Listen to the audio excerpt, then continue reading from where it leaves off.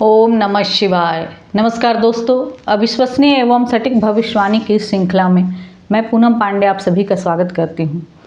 दोस्तों, मेरा ये उद्देश्य है कि मैं सभी ग्रहों के सभी भाव के फलों के बारे में आपको जानकारी दूँ और मैं इसी क्रम में अपनी वीडियो को बना रही हूँ। पहले मैंने 2-3 ग्रहों के सभी भाव के फलों को बता दिया है और अब पिछले कुछ वीडियो में मैं राहु के अलग अलग भाव के फलों की चर्चा कर रही हूँ। इसी क्रम में आगे बढ़ते हुए आज हम बात करेंगे पंचम भाव के राहु के बारे में। जिनकी कुंडली में पंचम भाव में राहु बैठे हैं उनको राहु के क्या शुभ और अशुभ फल प्राप्त होते हैं, इसकी चर्चा मैं आज आप सबके साथ करने जा रही हूँ। सबसे पहले यह जान लेना ज़रूरी है कि पंचम भाव किन किन चीज़ों का प्रतिनिधित्व करता है और पंचम भाव से हमारे किस किस चीज़ का, किस क्षेत्र का विचार किया जाता है। तो कुंडली का पंचम भाव हमारे संतान का भाव होता है, शिक्षा का भाव होता है, मान, प्रसिद्धि, यश का भाव होता है तथा प्रेम संबंध का भाव भी होता है। यदि शारीरिक दृष्टि से बात करें तो नाभि के आसपास का हिस्सा पंचम भाव को दर्शाता है। पंचम भाव में जैसे भी ग्रह होंगे, शुभ या अशुभ, उसके अनुसार पेट की समस्या होती है। इसीलिए पंचम भाव बहुत ही महत्वपूर्ण भाव होता है कुंडली का, क्योंकि ये कुंडली का मूल त्रिकोण भाव होता है। तो चलिए जान लेते हैं कि इस भाव में राहु हो तो क्या फल प्राप्त होते हैं जातक को। जैसा कि मैंने बताया कि पंचम भाव से किन किन चीज़ों का विचार किया जाता है, तो यहाँ राहु के होने से इन्हीं सब चीज़ों से संबंधित समस्याएं उत्पन्न होती हैं। जैसे कि संतान को लेकर कोई समस्या होती है, या तो संतान होने में समस्या होती है या फिर संतान हो चुकी है तो संतान को लेकर कोई ना कोई चिंता या परेशानी वाली बात होती है, जिसको लेकर जातक चिंतित रहता है।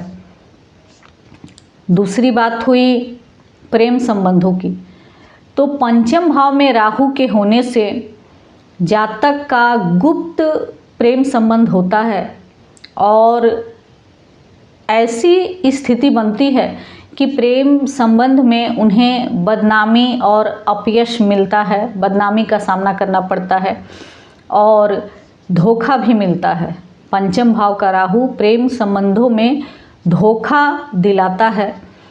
ऐसे लोग अपना प्रेम संबंध ऐसे व्यक्ति से या स्त्री से जोड़ लेते हैं जिनको या तो समाज के सामने लाना संभव नहीं होता या फिर किसी भी कारण से वो संदिग्ध होता है, या तो प्रेमी या प्रेमिका का व्यवहार या चरित्र संदिग्ध होता है, या फिर वो संबंध गुप्त होता है, या सीधे तौर पर कहें तो अवैध संबंध। पंचम भाव अवैध संबंध की ओर इशारा करता है, क्योंकि वैसे ही संबंध छुपाए जाते हैं जो सामाजिक दृष्टि से सही नहीं होते और ऐसे लोगों को प्रेम संबंधी मामलों में बहुत सावधानी रखने की आवश्यकता है। आए दिन आप सुनते रहते होंगे कि किसी का स्कैंडल हो गया, भांडाफोड़ हो गया, या प्रेम के वजह से बहुत बदनाम हो जाते हैं। ये सारी दिक्कतें पंचम भाव के राहु के वजह से ही होता है। आप कुंडली चेक कर सकते हैं।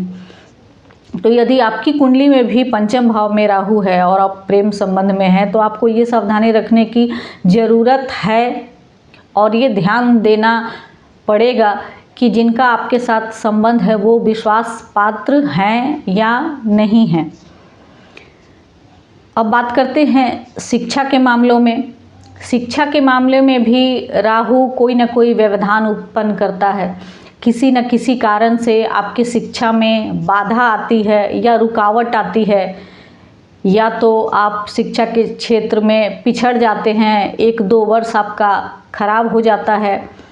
ऐसी स्थिति उत्पन्न हो जाती है। कारण चाहे जो भी हो, या तो किसी बीमारी की वजह से एग्ज़ाम छूट जाना, या फिर 1-2 साल का गैप हो जाना, विभिन्न प्रकार की कारण स्थितियां उत्पन्न होती है। लेकिन कुल मिलाकर ये बात तय है कि शिक्षा के मामले में जीवन में 1-2 बार रुकावट आती ही है, जिनके भी पंचम भाव में राहु होते हैं।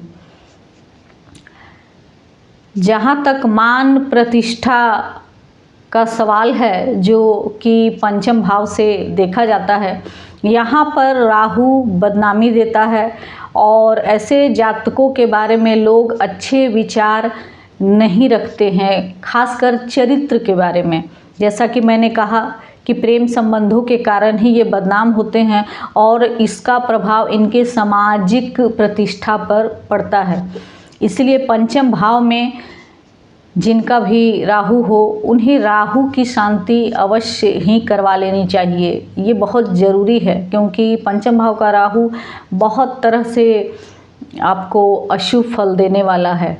और एक बात, शारीरिक दृष्टि से बात करें तो जैसा कि मैंने कहा कि नाभि के आसपास का हिस्सा पंचम भाव का प्रतिनिधित्व करता है, तो यहाँ पर राहु होने से आपको गैस की समस्या हो सकती है, या फिर पेट में ऐसी कोई तकलीफ़ होगी जिसका कोई ठोस कारण तो नज़र नहीं आएगा, लेकिन आप उस तकलीफ़ को महसूस करेंगे और वो दवा से बहुत समय तक उससे आपको छुटकारा नहीं मिलेगा। जब तक दवा खाएंगे तब तक तो ठीक है, उसके बाद फिर वही समस्या होती है। क्योंकि राहु छाया ग्रह है, अदृश्य है, तो ये जो भी समस्या देता है उसका कारण भी अदृश्य होता है। पता ही नहीं चलता कि हुआ क्या है और क्यों हुआ है, बस आपको कष्ट समझ में आता है। तो राहु के पंचम भाव का ज़्यादातर तो अशुभ फल ही प्राप्त होता है। एक शुभ फल है कि राहु की दृष्टि सीधे एकादश भाव में पड़ती है, तो जीवन में 1-2 बार आपको कोई धन या लॉटरी, शेयर, सट्टा प्राप्त हो सकता है। ऐसा धन या पैसा मिल सकता है जिसमें आपका कोई योगदान नहीं हो, कोई मेहनत ना हो, और ये समझ लीजिए कि वो गिफ्ट के तौर पे भी मिल सकता है, या शेयर, सट्टा, लॉटरी से मिल सकता है।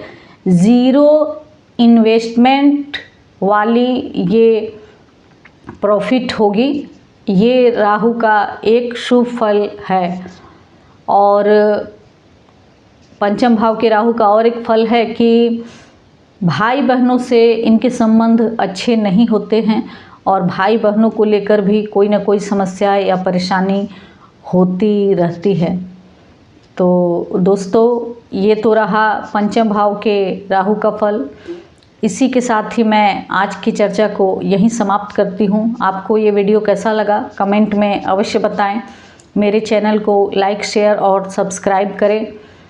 यदि आपको व्यक्तिगत रूप से कुंडली विश्लेषण करवानी हो तो दिए गए नंबर पर संपर्क कर सकते हैं। तब तक के लिए मुझे आज्ञा